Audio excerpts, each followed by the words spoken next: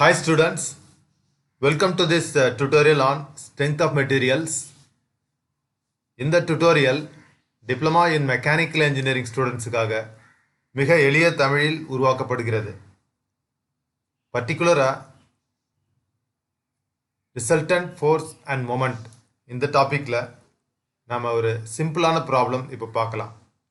வாங்க டுட்டோரியலுக்குள்ள போகலாம். ஃபர்ஸ்ட் நாம ப்ராப்ளத்தை ரீட் பண்ணுவோம்.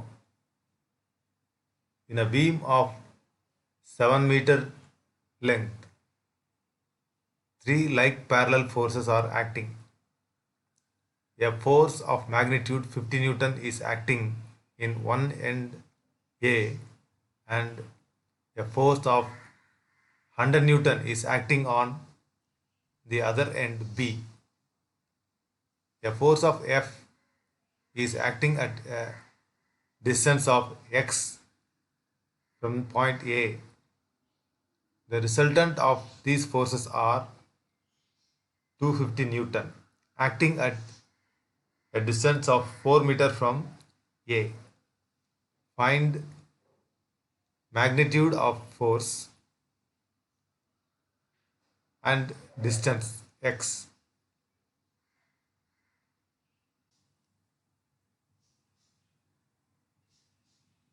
இந்த மாதிரி ப்ராப்ளம் நீங்கள் சால்வ் பண்ணணும்னா ஃபர்ஸ்ட் நம்ம கிவன் டேட்டாவை கிளியராக அண்டர்ஸ்டாண்ட் பண்ணணும்.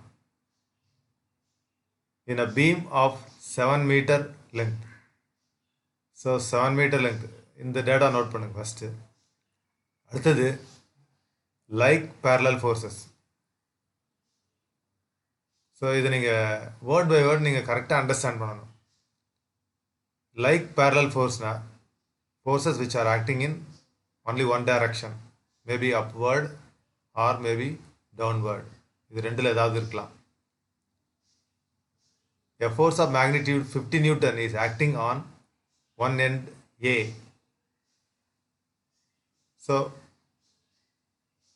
இந்த ரெண்டு பாயிண்ட்டுமே நீங்கள் நோட் பண்ணணும். ஃபோர்ஸோட value 50 Newton, it is acting at one end A, and a force of 100 Newton is acting on the other end B. இதுக்கு அடுத்தது a force of F is acting at a distance of x from point A.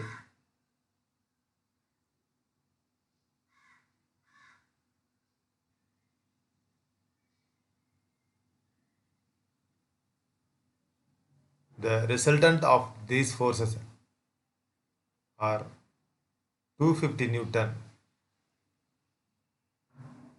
acting at a distance of 4 meter from A.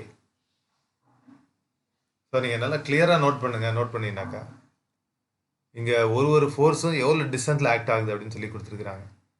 அதாவது ஒரு ஃபோர்ஸுமே பார்த்தீங்கன்னாக்கா ஏதாவது ஒரு reference distance இருக்கணும். So இங்கே பார்த்தீங்கன்னாக்கா 7 மீட்டர் டோட்டலாக பீம் லென்த் 7 மீட்டர். இந்த 50 நியூட்டன் பார்த்தீங்கன்னாக்கா it is acting at one end A. அதுக்கு அடுத்தது at a distance of X from point A. So இது நீங்கள் ஃபர்ஸ்ட் ப்ராப்ளம் இப்போ சால்வ் பண்ணுறதால நான் ஒரு டீட்டெயிலையும் ரொம்ப ஸ்லோவாக நான் உங்களுக்கு புரியுற மாதிரி நான் எக்ஸ்பிளைன் பண்ணுறேன். ஒன்ஸ் நீங்கள் இதை கிளியராக புரிஞ்சிட்டாக்கா இதுக்கு அடுத்தது ப்ராப்ளம் சால்வ் பண்ணுறது உங்களுக்கு ஈஸியாக இருக்கும்.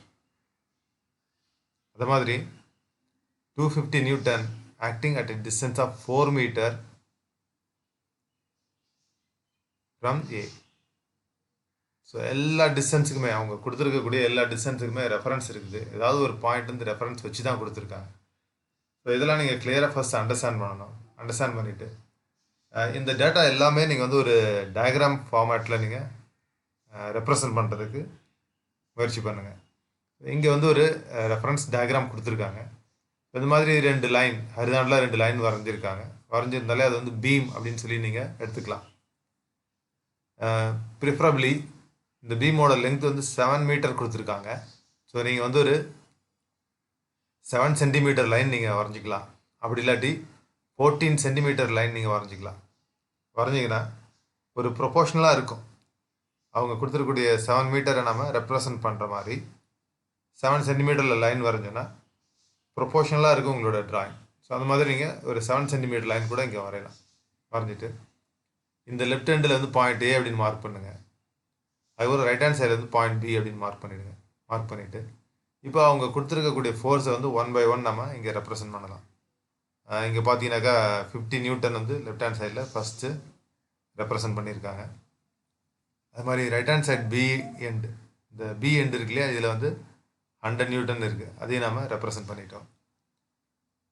அதுக்கப்புறம் ஒரு ஃபோர்ஸ் எஃப். இந்த ஃபோர்ஸ் எஃப் பார்த்தீங்கன்னாக்கா it is acting at a distance of X from point A. At a distance of X from point A. So அதையும் நம்ம எக்ஸ் அப்படின்னு சொல்லி ஒரு டிஸ்டன்ஸை நம்ம மார்க் பண்ணணும். ஏன் எக்ஸ்ன்னு மார்க் பண்ணுறோன்னா இந்த டிஸ்டன்ஸ் நமக்கு தெரியாது. ஸோ அந்த டிஸ்டன்ஸை நீங்கள் மார்க் பண்ணிவிட்டு ரெஃபரன்ஸுக்கு வந்து நீங்கள் ஜஸ்ட் ஒரு ரேண்டமாக ஒரு வேல்யூ எடுத்துக்கலாம். எடுத்துகிட்டு நீங்கள் மார்க் பண்ணலாம். பண்ணிவிட்டு நீங்கள் எஃப் அப்படின்னு இங்கே நீங்கள் இண்டிகேட் பண்ணிவிடுங்க.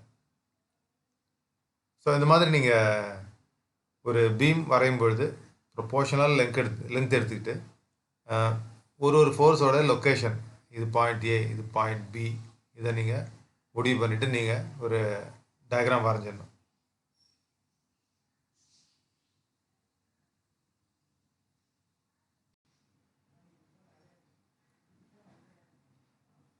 இப்போ கொஸ்டின் என்ன அப்படின்னு பார்ப்போம். Find magnitude of force F. அதுக்கு அடுத்தது டிஸ்டன்ஸ் எக்ஸ். இது ரெண்டு தான் வந்து நம்ம கண்டுபிடிக்க வேண்டியது.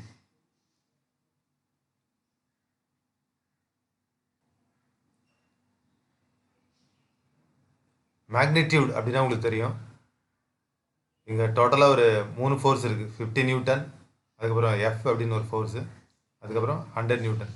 இந்த மூணு ஃபோர்ஸுமே லைக் ஃபோர்ஸஸ் அப்படின்னு சொல்லி ப்ராப்ளம் பிகினிங்லேயே சொல்லியிருக்காங்க. லைக்னா என்ன அர்த்தம், எல்லாம் வந்து ஒரே டைரக்ஷனில் ஆக்ட் ஆகுது.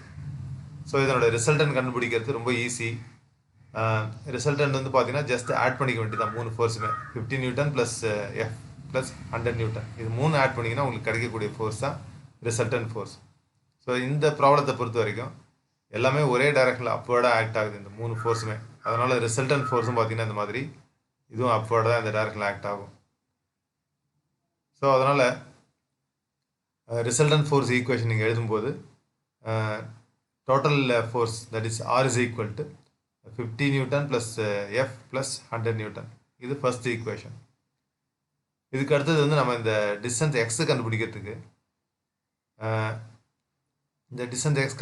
நீங்கள் வந்து மொமெண்ட் ஈக்குவேஷன் நீங்கள் யூஸ் பண்ணலாம். மொமெண்ட் ஈக்குவேஷன் என்ன அப்படின்னு பார்த்தீங்கன்னா, ஏதாவது ஒரு பாயிண்ட்டை ரெஃபரன்ஸாக எடுத்துக்கிட்டு அந்த பாயிண்ட்டுக்கு நம்ம அந்த பாயிண்ட்டை பேஸ் பண்ணி மொமெண்ட் கண்டுபிடிக்கணும். உதாரணத்துக்கு நம்ம இந்த பாயிண்ட் ஏ இருக்கு இல்லையா, அந்த பாயிண்ட் ஏ வந்து நம்ம ரெஃபரன்ஸாக எடுத்துகிட்டு இந்த பாயிண்ட் ஏவில் வந்து எவ்வளோ மொமெண்ட் ஆக்ட் ஆகுது அப்படின்னு சொல்லி நீங்கள் கால்குலேட் பண்ணலாம். மொமெண்ட் எப்போவுமே வந்து ஒரு பாயிண்ட்டை பேஸ் பண்ணி தான் நீங்கள் எடுக்கணும். ஸோ ப்ரிஃபரபிளி இந்த மாதிரி பீம் ப்ராப்ளம் சால்வ் பண்ணும்பொழுது எப்போவுமே நம்ம லெஃப்ட் ஹேண்ட் சைடில் இருக்க பாயிண்ட்டு தான் நம்ம எடுத்துப்போம். அப்படி இல்லாட்டி ரைட் ஹேண்ட் சைடில் இருக்க இந்த பாயிண்ட் எடுத்துக்கிறதுனாலும் எடுத்துக்கலாம். ஸோ இந்த ப்ராப்ளத்தில் நம்ம லெஃப்ட் ஹேண்ட் சைடு ரெஃபரன்ஸாக எடுத்துப்போம். பாயிண்ட் ஏவை ரெஃபரன்ஸாக எடுத்துக்கிட்டு இந்த பாயிண்டில் ஆக்ட் ஆகக்கூடிய மொமெண்ட் என்ன அப்படின்னு சொல்லி நம்ம கால்குலேட் பண்ணலாம். மொமெண்ட் கால்குலேட் பண்ணோன்னா உங்களுக்கு வந்து ஈக்குவேஷன் தெரியும். சிம்பிள் ஈக்குவேஷன் என்ன அப்படின்னு பார்த்தீங்கன்னா ஃபோர்ஸ் மல்டிப்ளைட் பை டிஸ்டன்ஸ். அப்போ உதாரணத்துக்கு இங்கே மொத்தம் 1 2 3 இந்த 3 ஃபோர்ஸ் இருக்குது. இந்த 3 ஃபோர்ஸ் தான் இங்கே ஆக்ட் ஆகக்கூடிய ஃபோர்ஸஸ். இதனால் ஏற்பட்ட ரிசல்டன் ஃபோர்ஸ் வந்து இது. ஸோ இந்த 3 ஃபோர்ஸ் வந்து ஃபஸ்ட்டு 50 நியூட்டன் எஃப், அதுக்கப்புறம் 100 நியூட்டன். இந்த 3 ஃபோர்ஸுக்குமே நீங்கள் ஃபஸ்ட்டு மொமெண்ட் ஈக்குவேஷன் எழுதுனீங்கன்னா ஃபோர்ஸ் மல்டிப்ளைட் பை டிஸ்டன்ஸ் 50 நியூட்டனுக்கு. 50 நியூட்டன் வந்து ஆக்ட் ஆகிற பாயிண்ட் இது தான். மொமெண்ட் நம்ம எடுக்கிறது இதே பாயிண்டில் தான் மொமெண்ட் எடுக்கிறோம். அப்போ இந்த ஃபோர்ஸ் இருக்குது, பட் டிஸ்டன்ஸ் வந்து இங்கே 0. அதுக்கடுத்தது இந்த ஃபோர்ஸ் எஃப், எஃபோட வேல்யூ நமக்கு தெரியாது. So F multiplied by distance வந்து எக்ஸ். இந்த டிஸ்டன்ஸ் வந்து நாம் இந்த பாயிண்ட் ஏலேருந்து மெஷர் பண்ணுறோம். அதுக்கு அடுத்தது 100 நியூட்டன் மல்டிப்ளைட் பை டிஸ்டன்ஸ் வந்து 7 மீட்டர்ஸ். ஸோ இந்த மூணு மொமெண்ட்டுமே பார்த்தீங்கன்னாக்கா இந்த மொமெண்ட் மூணுமே உங்களுக்கு வந்து இந்த டைரக்ஷனில் ஆக்ட் ஆகும். இந்த கேஸில் வந்து பார்த்தீங்கன்னா எஃப்பால் ஏற்பட்ட மொமெண்ட் வந்து ஆன்டி கிளாக்வைஸ் மொமெண்ட். அதே மாதிரி இந்த 100 நியூட்டன் இருக்கு இல்லையா, இதனால் ஏற்பட்ட மொமெண்ட்டும் ஒரு ஆன்டி கிளாக்வைஸ் மொமெண்ட். இந்த ரெண்டு ஆன்டி கிளாக்வைஸ் மொமெண்ட் பார்த்தீங்கன்னாக்கா இதுவும் ஒரு ஆன்டி கிளாக்வைஸ் மொமெண்ட்னு எடுத்துக்கலாம். பட் இதனோட வேல்யூ வந்து 0. இந்த 50 நியூட்டனால் ஏற்பட்ட ஆன்டி கிளாக்வைஸ் மொமெண்ட்டும் நீங்கள் கன்சிடர் பண்ணுறீங்கன்னு வச்சுட்டிங்கன்னா இதனோட வேல்யூ வந்து 0 தான்.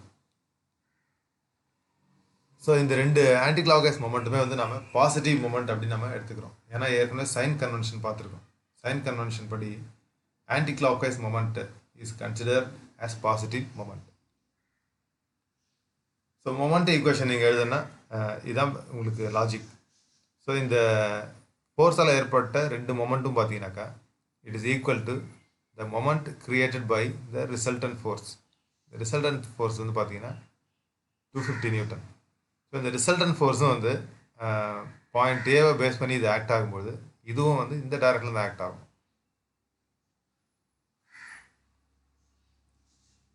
ஸோ இதனுடைய டைரக்ஷன் பார்த்தீங்கன்னாக்கா டைரக்ஷன் ஆஃப் ரொட்டேஷன் பார்த்தீங்கன்னா இந்த பக்கம் தான் இது ரொட்டேட் ஆக ட்ரை பண்ணும். ஸோ இந்த மாதிரி நீங்கள் ஒரு ப்ராப்ளம் சால்வ் பண்ணும்போது ஃபஸ்ட் வந்து ஃபோர்ஸஸ் வந்து எப்படி நம்ம ரிசால்வ் பண்ணணும், ஃபோர்ஸை வந்து எப்படி நம்ம ரிசல்ட்னு கண்டுபிடிக்கணும், இந்த அப்ரோச் ஃபஸ்ட்டு நீங்கள் எடுத்துக்கணும். செகண்ட் அப்ரோச் வந்து மொமெண்ட் வந்து ஏதாவது ஒரு பாயிண்ட்டை ரெஃபரன்ஸாக வச்சு நீங்கள் எடுத்துகிட்டு அதே மாதிரி மொமெண்ட்டில் சைன் கன்வென்ஷன் கரெக்டாக நீங்கள் யூஸ் பண்ணணும். இதெல்லாம் பாசிட்டிவ் மொமெண்ட், இதெல்லாம் நெகட்டிவ் மொமெண்ட், இதை நீங்கள் கரெக்டாக நீங்கள் புரிஞ்சுட்டு மொமெண்ட் ஈக்குவேஷன் எழுதணும். ஸோ இந்த force equation and moment equation இது ரெண்டு எழுதிட்டிங்கன்னா அடுத்தது இந்த ப்ராப்ளத்தை ரொம்ப சிம்பிளாக நம்ம சால்வ் பண்ணிடலாம்.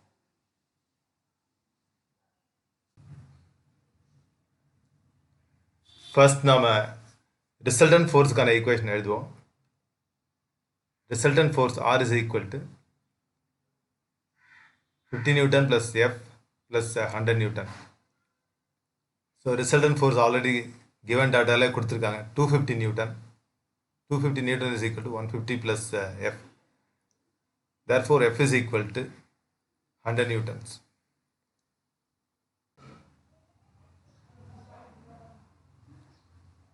அடுத்தது மொமெண்ட் ஈக்குவேஷன். இங்கே இருக்கக்கூடிய ஒரு ஃபோர்ஸும் பாயிண்ட் ஏல எந்த மாதிரியான மொமெண்ட்டை க்ரியேட் பண்ணுது அதை நம்ம பார்க்கலாம். 50 நியூட்டன் பார்த்தீங்கன்னாக்கா இட் கிரியேட்ஸ் 0 மொமெண்ட். ஏன்னா நான் ஏற்கனவே சொல்லியிருக்கேன் 50 நியூட்டன் ஆக்ட் ஆகிற பாயிண்ட்டு இதுதான். அந்த டிஸ்டன்ஸ் இருக்கு இல்லையா, பாயிண்ட் ஏலேருந்து இந்த 50 நியூட்டன் எவ்வளோ தூரத்தில் இருக்குது அந்த டிஸ்டன்ஸ் வந்து சேம் லொக்கேஷனில் இருக்கிறதால டிஸ்டன்ஸ் வந்து இங்கே 0. ஸோ அதனால் force multiply by 0 distance it is equal to 0.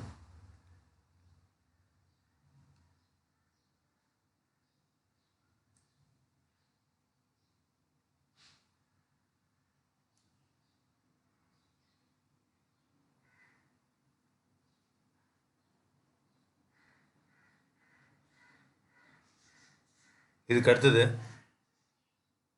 F அப்படின்னு ஒரு ஃபோர்ஸ் ஆக்ட் ஆச்சு. அந்த எஃபோட வேல்யூ 100 நியூட்டன் நம்ம கால்குலேட் பண்ணியிருக்கோம். ஸோ அது ஏற்படுத்தக்கூடிய மொமெண்ட் வந்து பார்த்தீங்கன்னா F multiplied by distance X, therefore 100x.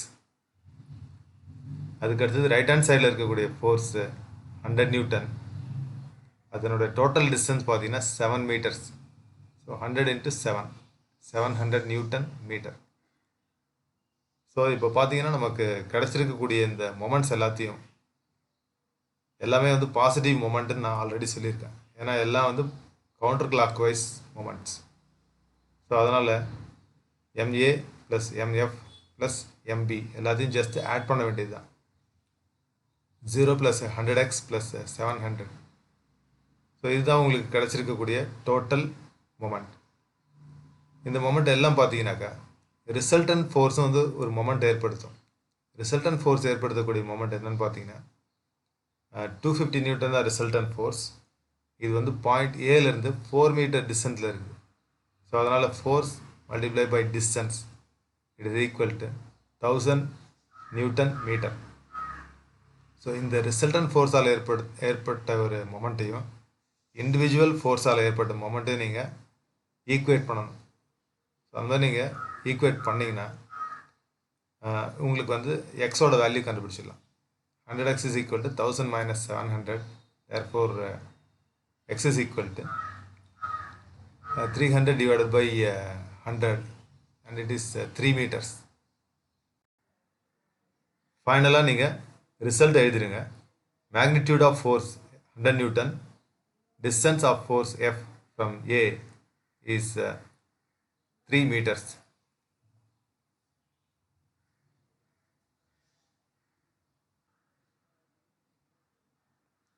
இந்த ப்ராப்ளம் சால்வ் பண்ணும்பொழுது நம்ம முக்கியமான ஒரு பாயிண்ட் வந்து நம்ம ஞாபகம் வச்சுக்கணும். அதாவது ஃபோர்ஸ் ஈக்குவேஷன் எழுதும்போது ஃபோர்ஸஸ் ஆர் இன் ஈக்குலிபிரியம், அப்படி இல்லாட்டி அந்த பீம் வந்து இட் இஸ் இன் ஈக்குலிபிரியம் அப்படின்னு நம்ம அசியூம் பண்ணிக்கிறோம். அசியூம் பண்ணிட்டோம்னா தான் sum of all forces is equal to 0 அந்த ஈக்குவேஷன் நீங்கள் எழுத முடியும். அதே மாதிரி மொமெண்ட் ஈக்குலிபிரியம், அந்த பீமில் ஆக்ட் ஆகக்கூடிய எல்லா மொமெண்ட்டுமே வந்து பேலன்ஸில் இருக்குது. டோட்டல் மொமெண்ட் பேலன்ஸில் இருக்குது. அப்போ தான் வந்து பீம் ஸ்டேபிளாக இருக்கும். ஸோ இந்த ரெண்டு ஈக்குலிபிரியம் கண்டிஷனை வச்சுட்டு தான் நம்ம ஃபோர்ஸ் ஈக்குவேஷன் எழுதணும் முதல்ல. அதுக்கடுத்து பார்த்தீங்கன்னாக்கா மொமெண்ட் ஈக்குவேஷன் எழுதியிருக்கோம். ஸோ இந்த மாதிரி ஈக்குலிபிரியம் கண்டிஷனை பேஸ் பண்ணி தான் இந்த ப்ராப்ளம் நம்ம சால்வ் பண்ணியிருக்கோம். ஸோ இதை நீங்கள் கிளியராக நீங்கள் அண்டர்ஸ்டாண்ட் பண்ணணும்.